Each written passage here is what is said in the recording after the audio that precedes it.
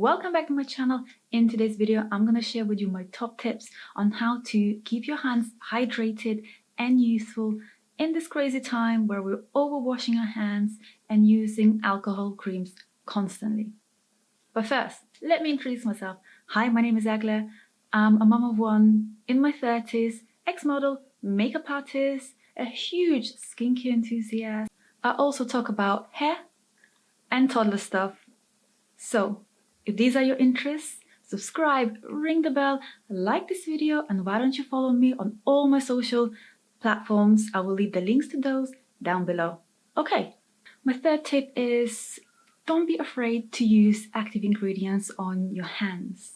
So for example, sometimes I put a few times a week a retinol cream on my hands. I have a retinol eye cream that I don't really use. I bought it specifically for my hands. Actually, it was on sale and I just thought, hey, it's a great price, it's on sale, it's an eye cream, so it's not going to be too irritating for my hands, and I apply it a few times a week, and that really revives the hands. And obviously it's anti-age, and one of the first things to age us is our hands and our neck. So it's just a nice idea to have.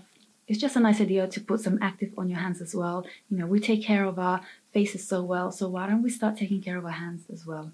The next tip is using SPF for your hands. So I have SPF that I use specifically for my hands. And no, this isn't extra. I'm not being just extra, but I bought this SPF, and this is a Vernier one, and it was just too thick for my face. So instead of just throwing it away, I use this for my hands, especially now that I've started using actives like retinol on my hands a few times a week.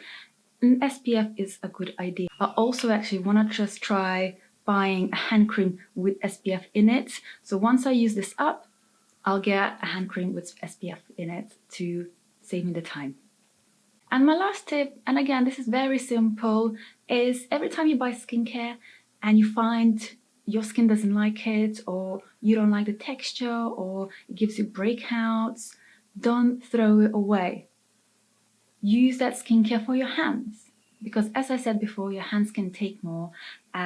Obviously, unless, you know, that product gave you a rash or irritation, maybe do check it. But if you just didn't like the texture, if it's too greasy or too dry for you, just use it for your hands. Don't waste the product. Your hands will love you for it as well. Alright guys, I hope you found this video informative, and I hope it helps you to bring back your hands to life again. Alright guys, bye.